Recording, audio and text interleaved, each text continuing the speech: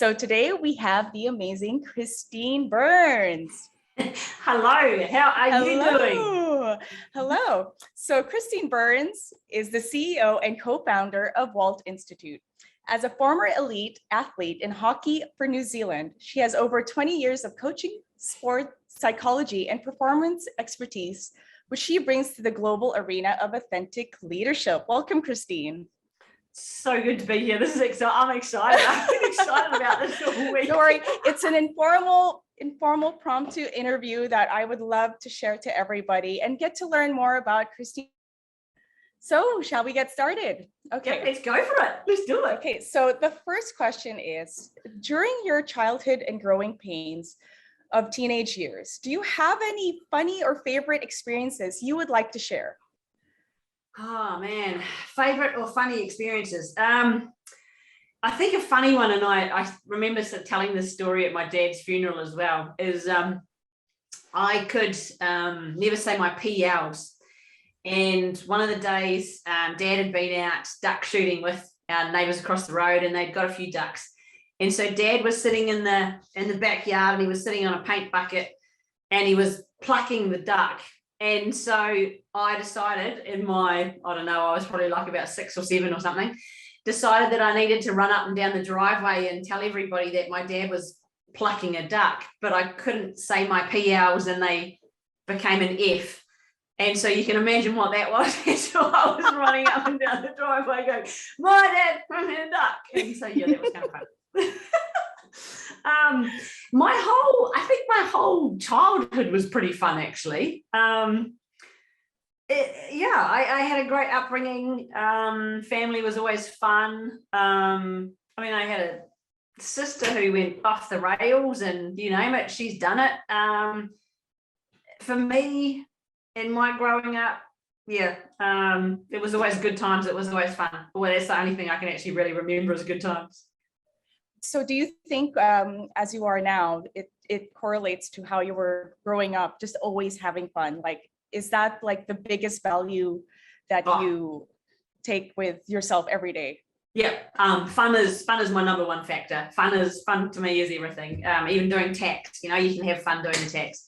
I think it comes through something that mum and dad always really enforced. Both me and my sister were brought up in the same household. We were very chalk and cheese, very different.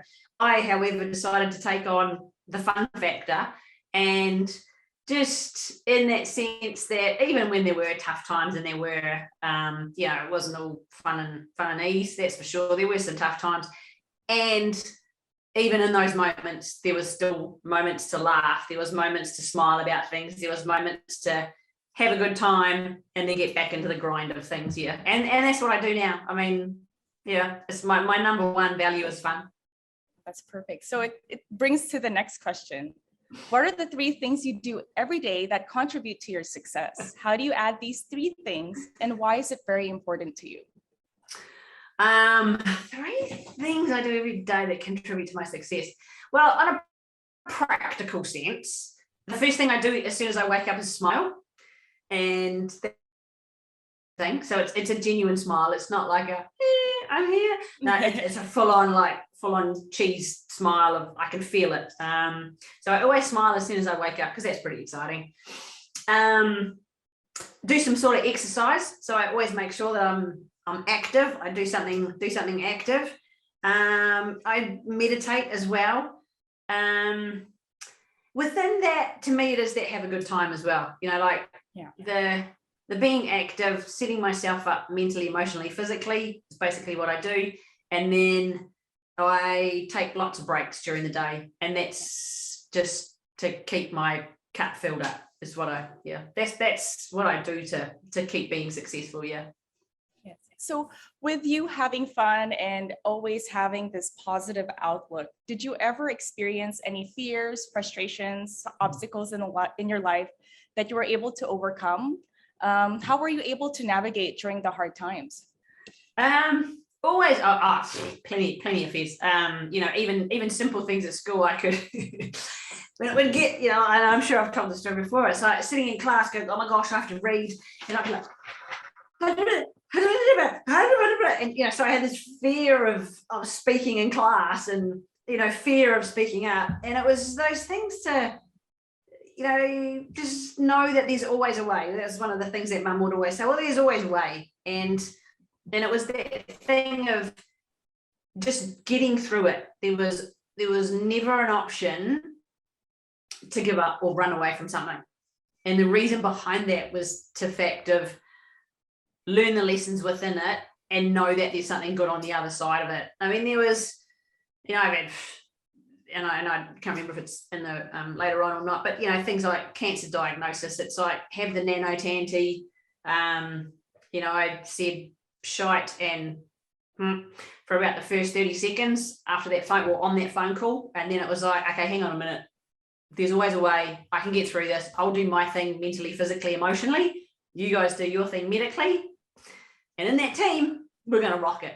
And that was even that. It was like to have really good connections with people and just ease through it. Just have a good time. If you're going to do anything, make it worthwhile and have fun. Yeah. And I had lots of fears of, even growing up, it's things like, as I say, my sister, you name it, she's done it. Was things like, she'd run away and we'd be like, holy crap, where is she? Who knows? Okay, what do we need to do? Where do we need to go?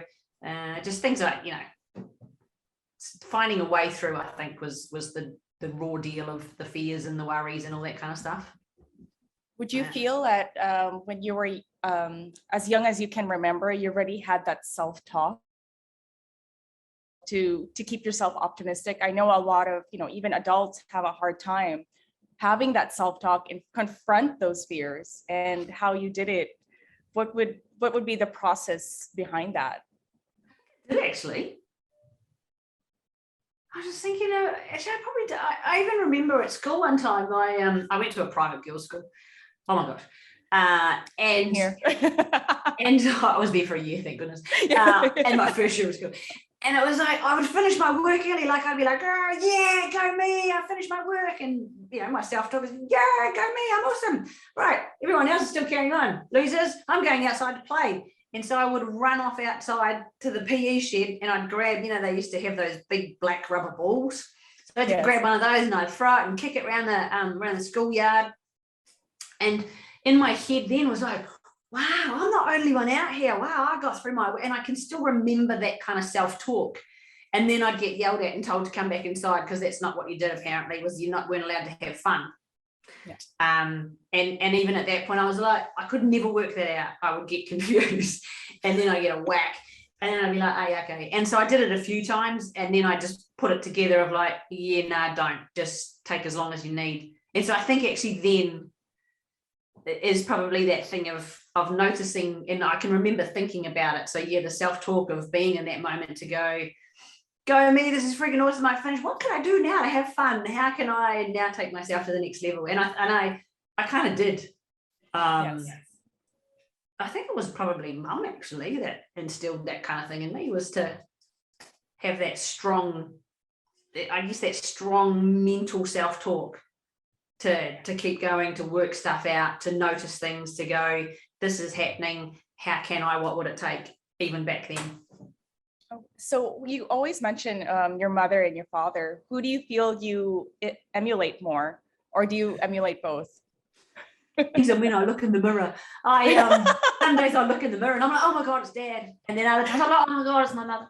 I think my attitude and my fun would be my mother. And the awareness and I don't know, probably a good mix of two. I am closer, I think. Mum was always my best mate. And that's how I didn't really have which I love. And I just think it's amazing now that I think about it, is that I didn't have that, mother-daughter, even that saying that seems weird to me. It's like, she was my best mate. And I always just remember Mum being my best mate. And me and Dad would have conversations that were just open. And I mean, even he knew he was dying from cancer, and he was like, Christine, you need to come up from Wellington, you need to come with me and go to the hospice. I'm like, I'm not going to be here forever, so you might as well come and check out where I'm going to be. I'm like, oh my gosh. Up I came, and me and him went to the hospital, and it was just the open conversations, things like that. Yeah, probably closer to Mum, of who I be. And yeah, the real solid kind of stuff was definitely Dad. Yeah. That's perfect. Okay, so we're gonna talk a little bit more. That was more about childhood and growing up. The next phase is gonna be talking about after your years of being an elite athlete for New Zealand for hockey, you've discovered WALT Institute. Now, I've always been curious since I've started with this amazing company. What was the very beginning of WALT Institute? What was the need for it? And what gave the inspiration and the birth of WALT Institute? I think the beginning of it was, I mean, we had, what did we have? We had Heroic Development was where we came in, and we were doing some coaching and working with people. And then we changed our name to Authentic Leadership Training Institute, so LT. And then where it became WALT and came specifically go into that niche for women in STEM was we were selected. So Elizabeth and I were selected through, I think there was like about 400 or 500 different people applied for this scholarship type thing through Monash to go the generator. And it was to enhance your business. And so we were selected for that. And there was a small group in there. And so at the end of that 8 weeks, I think it was, we got to do a pitch. And so got up there, did the pitch. So I was first out of the group, did the pitch. And there was this guy that I had seen come through. And I'm like, who's it? I've never seen that guy before. And then he sat down behind us, and it was like, oh yeah, cool. Did the pitch, came to sit down. Other people did their pitch because it was part of the business program. And then this guy leaned forward and tapped me on the shoulder, and I'm like, yeah, what? And he goes, oh, my name's Paul. Really like what you're talking about here, and can kind of see some real needs here for women in STEM. And we're like, oh yeah, okay, cool. He goes, oh, I'd really like to talk to you both. So we chatted with him. Turns out Professor Paul Wood, AO, is in that realm of working with people in IMNIS, and that's his group. They do industry mentoring and networking, and that's with people in STEM. And he said there's a real need for this in STEM, and I'd love to chat with both of you, and I'd love for you to meet my partner in our business, which is his wife Ronnie. And then we went round to their place and had a couple of these. And it was very entertaining. They got us, we got them, and there was just this real connection of what we did with our coaching and training, similar to where we are now, is that whole thing about giving women bringing the strengths out in people and allowing people to truly be themselves and be so much more confident to be themselves. And Paul was like, oh my gosh, there's a real need for that. And then he was like, you've got to change your name. And he was just sitting there doodling and writing things, and he went, WALT. And we were like, what? He goes, WALT, Woman Authentic Leadership Training. And that's where it came from. Yeah. That's amazing. I've actually, the story before I had an interview with you, I was actually looking through job seekers, and I actually saw your post for looking for a marketing strategist, and I was like, gosh, I really want to apply, but I'm so scared to. and lo and behold, you guys contacted me, and I was just completely deeply honored. So having that awareness of authentic leadership, that's amazing.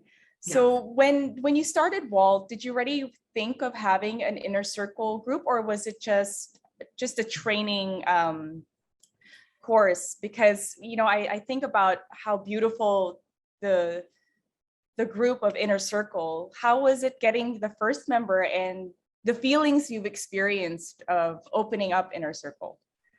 It was something for me where it really kicked off was I used to be part of Lewis Howe's Inner Circle. So Lewis Howe he's American, was a former elite athlete himself in American football.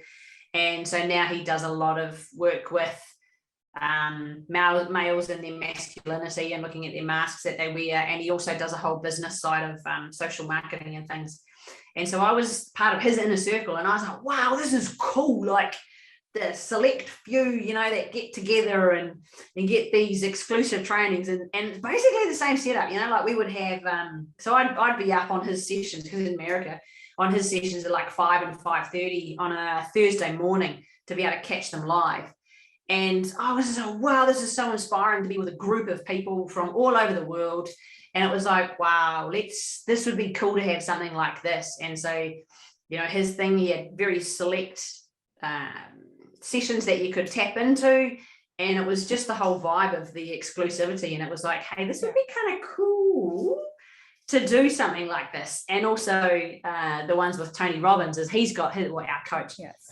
She's like the, sort of a massive contributor in Tony Robbins in the circle. And it's just that idea of having this select group of people that get exclusive trainings monthly. And it's to get that group, to get that tribe, to get that supportive group of change makers. And that's where it came from, is this inner circle. Because for me, team is everything. And build that team kind of factor within our business. And so in a circle, and it was like, let's do it. And we did it. And then we slowly got, like there was 4 or 5 people came on board in the first bit, and they're like, yeah, this is exciting. And then it's just growing from then. And I love I just love the ability to open it up for people to get ongoing access to growth and development. Yes. That's why I love it. That's perfect. So when your first moment of having oh my gosh, this is working, oh my gosh, the inspiration and everything that you blood, sweat, and tears, what was the moment you realized that you were transforming people in STEM to be authentic leaders? Can you give us an example of one story, one person especially that comes to mind that you're very proud of? I was going to say today, there's been many, and I think the earliest days of it was doing we were doing group stuff then.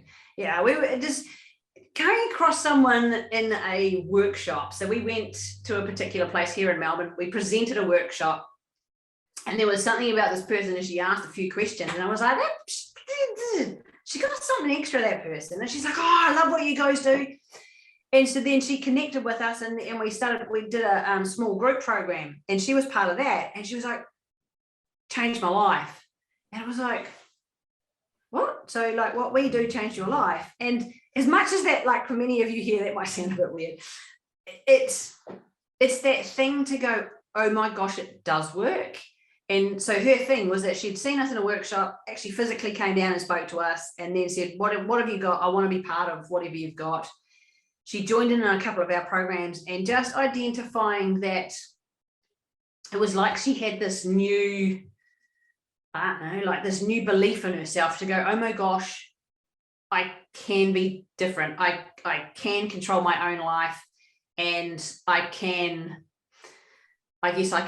see that I can shift. I can do things differently, and I have control of who I be. And at that point, I was like, this shit does work. I knew it, and to see it with someone and the look on her face, and she's still with us in many different programs and still says the same thing, at next level. So to see that ongoing growth and development of how we're able to contribute, we only provide opportunities. Like we provide the opportunity, we provide inspiration and influence. And when she turned around and went, now I can totally see that I have control of my life, I was like, oh my gosh. Yeah, it was pretty cool. Really pretty cool. That's amazing. Oh. So when we talk about authentic leadership, of course, we always go through like the past of the tools and lessons and wisdom you've learned, yeah, to the present of WALT Institute. I'd love to talk about, of course, future. There's always wrapped up of anxiety, uncertainty. So from the experiences and wisdom you have learned after creating WALT Institute, what do you feel is lacking on the global platform for STEM in authentic leadership? Yeah, exactly what we do. It's really interesting to look at authentic leadership on a global scale, because my thing is about giving women a voice, and to give men and women a voice. It's like to give people a voice to be who they truly be, And then it means that internally they align with what they express externally. And authentic leadership in its basic terms is that who you be in here is what you express out here. It aligns, and there's no fake, there's no BS. You be who you truly be, and you are empowered to be who you truly be. And for me, the whole thing with authentic leadership is to have people, it's not that BS, I'm going to color my hair and I'm just going to wear like whatever kind of shoes I like. And that's not authenticity, that's just stupidity. It's that thing of who I be in here is what I express out here. I'm able to have self-awareness and self-regulation and be totally linked in to myself. And I close that, as all of us, the royal we close that gap, truly be ourselves, and we work together to help each other out. And I don't see that happening on a global scale in STEM. I don't see that on a global scale in authentic leadership. People are too busy trying to fit into other people's boxes to impress them. And that's the bit where I'm like, not on my watch. This and what's out there aligns, and then it's easier. Life becomes easier.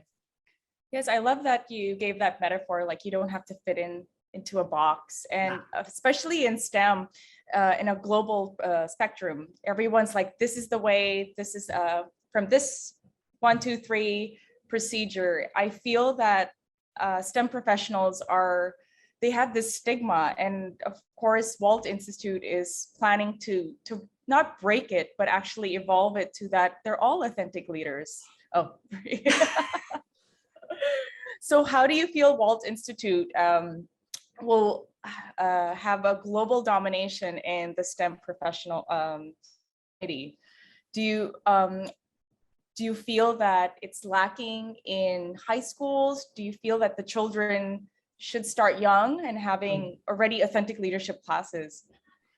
I would totally love it. I mean, my thing growing up, and still is for what I want to contribute to and basically have a foundation for, is to have younger kids so that they have as much resources and resourcefulness to be able to play sport, because that's kind of where I feel like I learned to be me, to cope with adversity, to make decisions in the moment, to trust my team members, to know that they can trust me.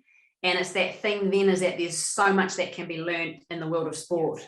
And so for me, what I want to do with the whole foundation thing is we're starting it with the summit, and that kind of aligns with, being able to give to these kids in Nepal and get them back on the track to being awesome, is that thing, so that way you kind of build that inner strength. And that's that thing, is to be confident enough to be yourself at a young age and not have that taken out of you, not have it squashed out of you, not have it, any other way taken out of you kind of thing. It's that, keep that true voice of who you truly be. And I think for me, it's to bring in this a bit random, but one of the things that I always remember when I was cleaning up mum and dad's house and getting everything ready for the house to go on sale, was I found this big folder back in the day of when you could send faxes. And I found this, and I'm sure Elizabeth's sitting here going, oh my God, please don't. But the thing that I found, the one fax that I found was, children should be obscene and not heard. Now, as much as that's the context of that, as I was allowed to have a voice, mum would always be, well, I speak up. What are you going to say? What do you want to say here? How are you feeling? Or we always had a voice. And so for me, from little tacker, that's what I want people to be able to have. And then they can be their true authentic self, and wherever they go to and whatever they do, then aligns with who they be in here. And it's like, speak up, be yourself. And I'd love for stuff like that to be in classes and schools. Go and play sport as a little tacker. You learn that stuff. Yeah. And having that voice. One of the statues I've seen in an art museum was this 2 adults sitting side by side, and inside you can see this inner child holding hand, trying to reach out to each other. Yeah. And it just speaks volumes how you talk about your childhood with this big smile that you had this voice. And I definitely know a lot of people would want that. And that's why having a coach like WALT Institute is really important, especially in STEM professionals. Do you see that's a current problem, that they don't have a voice, that or go with the flow? Yeah, there's too much of, and I've seen it myself working in the industry for probably over 20 years now. I'm not that old, so over 20 years. Is seeing, hearing, being part of, experiencing that thing of like, shush up. It's always been done this way, so that's the way it's going to have to be. Yeah. And it's like, what? Hang on a minute. I'm not back in the 20s. I'm not back in the 50s or the 60s. Come on, people. And there's too much tradition. There's too much make sure you fit the box. There's too much about the whole hierarchy thing. And so to me, it's that thing of there are no boxes, there are no rules, except my rules. There's those ways, and as much as people are like, oh, that can't happen, it can, and it's not always easy, and it's just that little drip thing that happens. And having a coach, I mean, it's like I find with my coach, it's like I finished my sessions, I finished one last night, and I was like, I can do anything, like I can achieve anything, and I felt so good. And it's that kind of stuff. It just helps us excel, because I don't know what I don't know. And the coach points that out, and then it's like, hey, you know what? You can step up and have a voice because you have this. And people are like, oh, shit, I can. And I think it's that thing to help lift each other. And that really is lacking in STEM, really. Yes. So with saying that, what is your next mission or calling that you'd like to share with the group? The coolest thing is coming up as our summit on the 26th and 27th of May. Like global domination, you want global domination, this is global summit. I'm excited about it, and it's awesome, Danielle, because it's yourself and Elizabeth that are truly the holders behind it and making it work and getting that thing humming. And I'm excited to be part of it. I'm excited to be amongst it and seeing the people that are coming on board. I can't remember who we're talking to. Oh, we were talking to CEO of WALT the other day. She was like, so tell me more about this. And it's this thing to get outside industry into STEM, because it just opens so many doors to get people that are change makers within STEM to go, yes, we can, there is a way. To go, I've done the hard yards, here's how I can help you out. Here's, and there's all these people with so many different experiences that are coming together that have got such a wide view of how STEM can go forward with such a different view. I'd keep going, but I will stop there. You're like, oh gosh. So I'd love to open the platform to our inner circle members if they have any questions that they'd like to share with Christine. Ask me anything you like. Go on. And come share.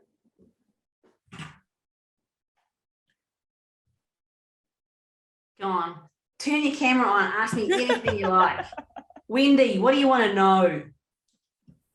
Carolyn, yes. Do you ever have days where you feel like it's shit?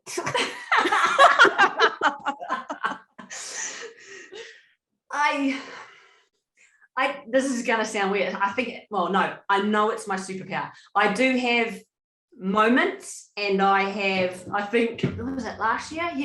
Last year. I think I had probably about half a day where I was just like, I don't care. I really don't give up. And I was happy to be meh. And then I didn't like it. And it was that thing. I remember sitting there and I was like, because, there's, not that I've been clinically diagnosed, and this is going to sound really terrible for anybody listening, but, there's a couple of us up here that have these conversations. And I was like, seriously, you're going to be like a dick and be a sad sax all day? I was like, yeah, it's kind of stink, eh? I'd rather laugh and have some fun. So it was like, sort your shit out. Okay, cool. And then I did. And I don't like feeling meh. I can feel tired. I can feel pissed off. I can feel angry. And I can be in those things where I'm like, you know what? A little bit tired, so I'm going to ease off. And I just pull down. Yeah. That's it. I don't like it. I'm like, even if someone gets shitty or angry with me, I'm like, why are you being shitty? Why are you being angry? I'm like a kid. I just turn it down. I'm like, this is stupid. Let's just have some fun. This is dumb. This is dumb. And I do that to myself too, because I don't like being in here with that kind of mode. Thank you. It's my superpower. Honestly, it's like, yeah. We need to develop that. I will share it with you, Carolyn, and yes, I really will. I love that superpower. Wendy. It's not really, yeah. I was just wondering what your absolute favorite thing to relax is, to do to relax. I actually love reading. Like I love putting on these things. Like I love putting best Christmas present ever. So I block out all the sound. I put on some cool chill out lounge music. And then I just read. And I tend to read, so I get, I didn't bring it with me. I get the Success magazine sent over from America, and I love reading like leadership books, team books, stuff like that. And I just, in that mode, just go into my own place. Yeah. The other thing I love doing is getting a coffee and going sitting across the road at the duck pond and watching the ducks. That's what I do, really, really lax out. I could sit there for hours sometimes just drinking my coffee and just watching the ducks. Yeah. Sounds good. Do it. Honestly, do it. It's just, yeah. And it's I think for me, it's the purposeful intention is to go into that mode, because I like bouncing around with conscious, purposeful intention. Then I can go, right, it's time to chill. We chill. Yeah. So to continue, we have actually a question from Synth. This internet's a bit lagging, so I'll ask the question myself. How did you and Elizabeth meet, and how important is having a like-minded team in running WALT Institute and implementing its vision? I think, Hire Danny. I'm just kidding.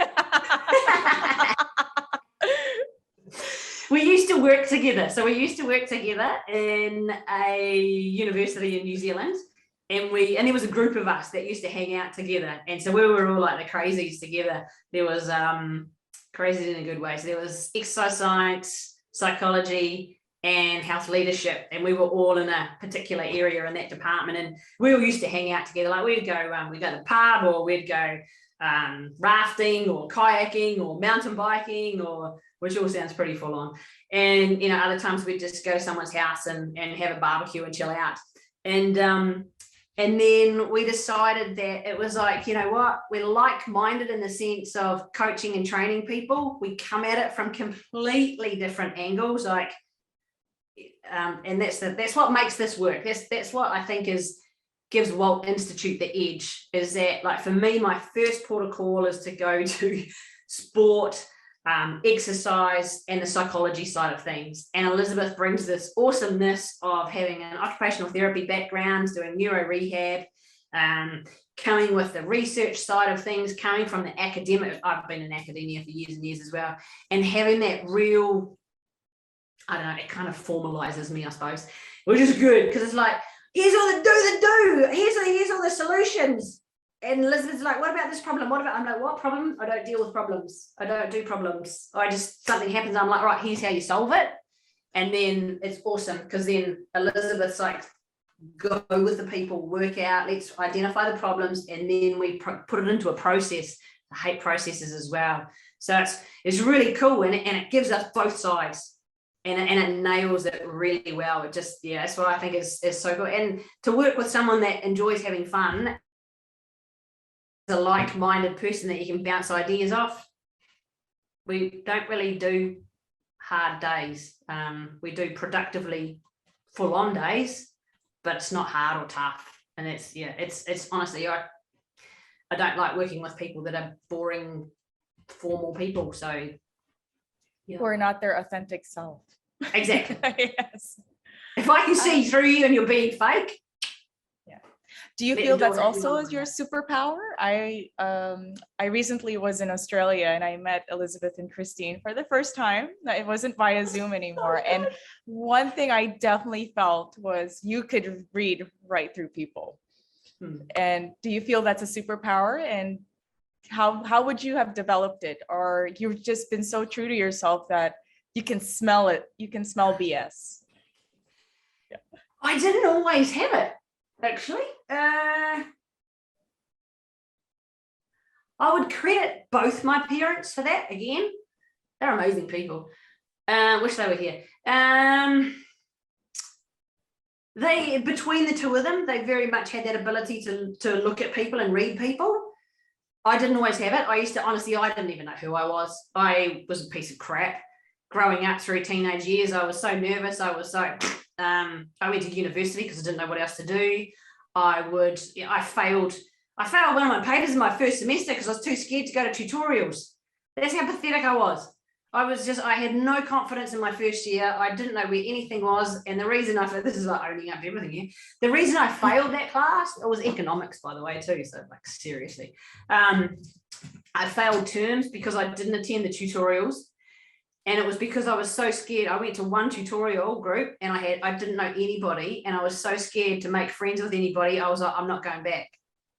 That's the lack of confidence that was in here, honestly. And it was growth, development, learning about me and putting myself out there. You know, it was like, we got to sort this out. Yeah. And yes, reading people is the best. Yeah. So I think we actually have a question from our Leading Authentically group.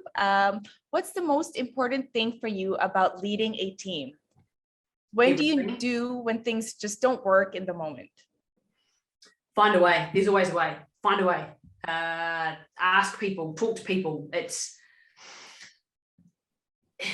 getting through the tough stuff. Like when things don't work in the moment, it's like, okay, just pause, ease up is my first thing. It's like, instead of rushing and pushing, my thing is ease up, pull up and have a look at what's going on and ask the people. It's not my job to come up with, I usually can very quickly. It is not my job to do that if we're in a team. It's all of us work together, because that way everybody comes together and says, this is what I think, this is what I think, this is what I think. Okay, cool. And then go for the win-win-win. Yeah, it's what was important about leading a team? Yeah, it's the people. It's it's always about the people. There's always a way. So there's always a way. Be resourceful. You might not have enough resources. Be resourceful. There's always a way. And it's always about the people. It's not about the skill that can be learned. It's not about whatever the outcome. It's about what's happening right here, right now within the team. And it's about the people. You bring out the best in the people and you can achieve anything. And it might sound cheesy. It's true. I can always remember we won national champs in New Zealand one year for hockey when I played for Manawatu, and our team was a bunch of, like, the Kiwis might get this, like, we were a bunch of Hories, and if you looked at us individually, but if you looked at us individually, you'd be like, nah, seriously, people like, nah, not even.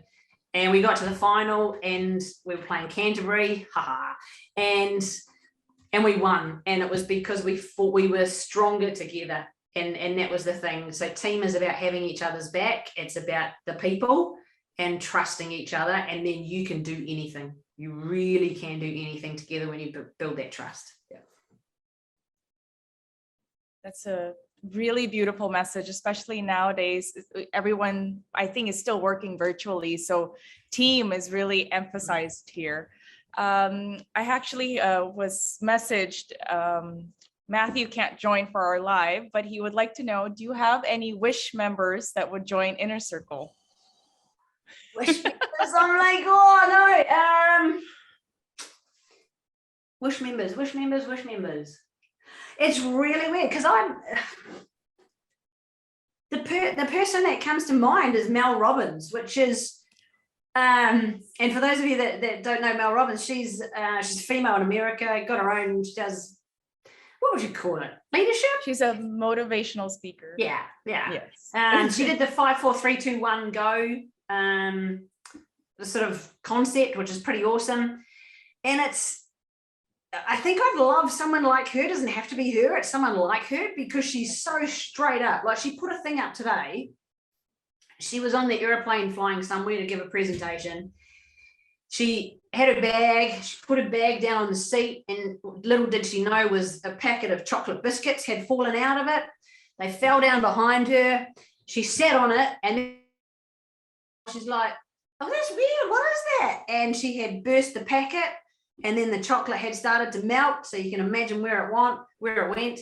And so she's putting this stuff on Facebook, but she does it in such a way that it's totally her, and she's so vulnerable and open, and yet the information and the tactics and the tools that she gives, amazing.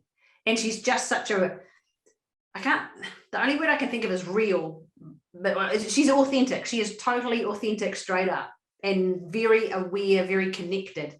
And she shares, she asks questions, she's just totally herself. Yeah.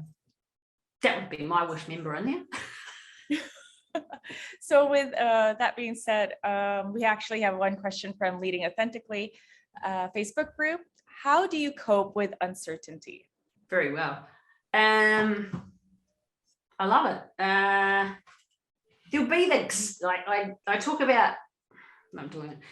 I talk about the thing, because I tend not to, I have a few superpowers, actually, it's pretty cool.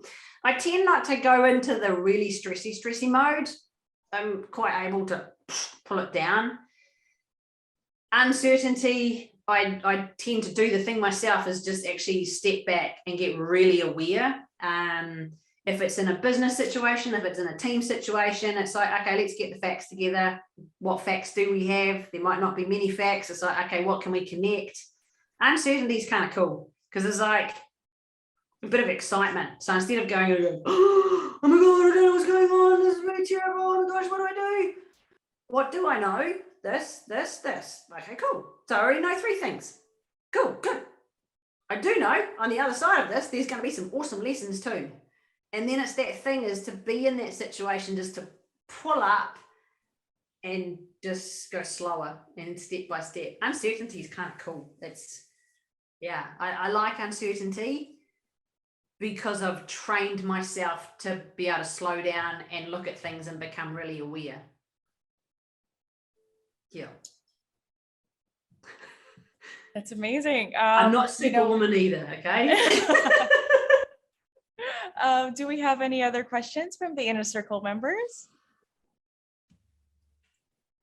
Oh, Wendy, have the bestest day ever. This is awesome. Bye, Wendy. Have a great so nice day. to see Thank you, you for Wendy. joining us. Day.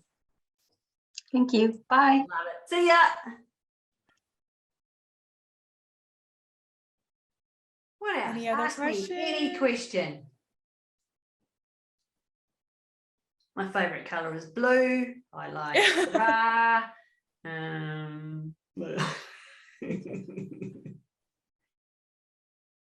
Well, I have a personal question from before. When you talked about your cancer diagnosis, and what was the thought process of following when you received that phone call?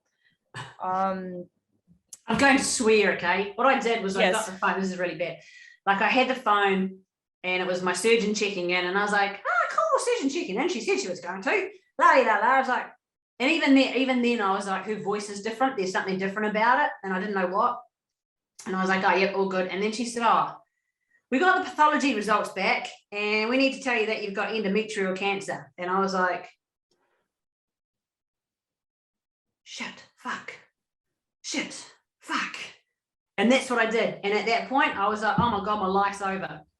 And so I said, shit, fuck, for 30 seconds. And during that time, and all in my head was this thing of going, life was not meant to be like this. What do you mean? Like, that's it. Like, seriously, is that it? Is that all it is? And then it was that point of going, I don't know what happened. There was like this nanosecond of a gap, bang. And that's when I went into that point of like, right, I'll do my thing mentally, physically, emotionally, and spiritually. You guys do your thing medically, and we're sweet. And at that point, again, for me, it was that thing of team. So if I pulled my weight and got this as healthy and strong and bestest it could be considering, they would do their thing. And I put myself in their hands because I trusted them. not because I was like, oh, medical people know more than me, because there was many a times that they're like, this will happen, that'll happen. I'm like, no, it won't. I'm doing this and this. So pipe down on that one. What else do I need to do? And so I took control of what I could control, and I got in here and I worked hard. Every time I was on the bed for radiation, I would have my little mantra. And while I was lying there sometimes 20, 30 minutes, because they gave me whacks of doses of it, fair big doses of it, I would just recite bang, bang, bang, bang, bang, bang, bang, bang, with my mantra the whole time. And I'm so thankful and grateful right now that I have vibrant health in every cell of my body. And I would say that over and over and over again for every minute, every second that I was lying on that table. And it was, and I was just a total joy gem. But we would go to go into Moorabbin, and unfortunately you had to turn left. I never wanted to turn left through that door, because that's where the cancer centre was. And as soon as we walked in there, we were just laughing, having a good time. And so, yeah, it was look after here. They do their bit, and we were a team. We were an absolute team. Yeah. And to continue that, we actually. Do you think having this life experience was a pivotal reason you now make the most of every day? Oh yeah, it was random as it is. It was the best thing that ever happened to me. It truly, truly was. It was, it was one of the best. Best is probably not the best word. It was a life-defining moment to have that, and it is like I find it quite. No, I do find it funny. I find it funny, not as in my sound a bit sick, but I find it funny because people too often, to me, my interpretation, my perception is that they, too often throw away opportunities or throw away things that could be in life.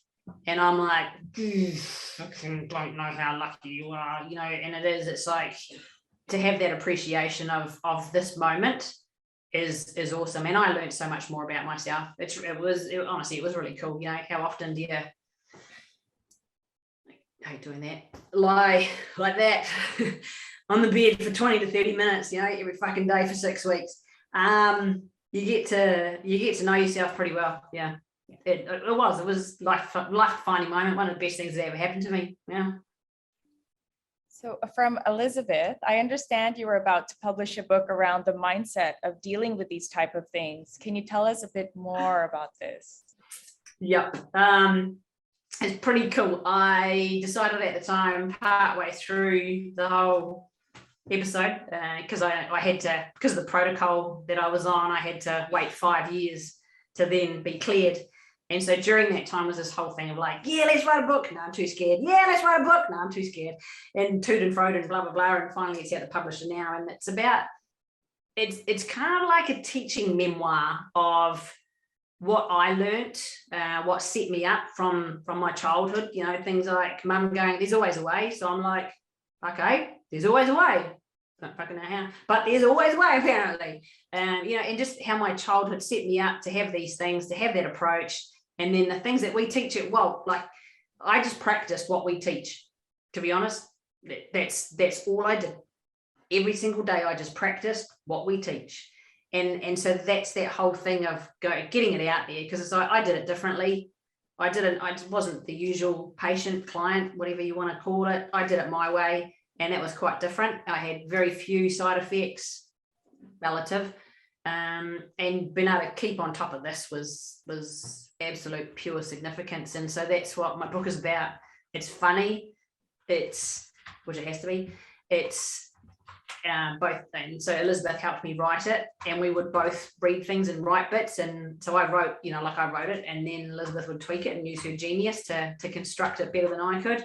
And crying and then laughing and then going, oh my God, oh fuck, that's about me, that's right. And just, it's kind of good. It's kind of good. Yeah. What's the title? I can't wait to read this. It's called Igniting Resilience. And I'll leave the rest of it up until that you actually see the book. But it's called Igniting Resilience. And it's actually getting published in Nelson, New Zealand. And it's cool because on the back it's got this little shield, which excites me even more. It's like this whole book, and all I'm worried about is a shield. On the back of it, it's got made in New Zealand, and I was. So that's kind of cool. So do we have any more questions from the Inner Circle members or? Okay. Well, on this high note, thank you so much, Christine, for joining us on our first Meet the Leader session. So our Meet the Leader session at WALT Institute will be holding this every 2 months. So stay tuned at the Inner Circle page and Facebook group for our surprise guest Inner Circle member Meet the Leader session. So thank you so much for attending today. I hope you had a beautiful time and have a great weekend. Thank you so much, people. Enjoy the weekend, have fun, and we'll see you.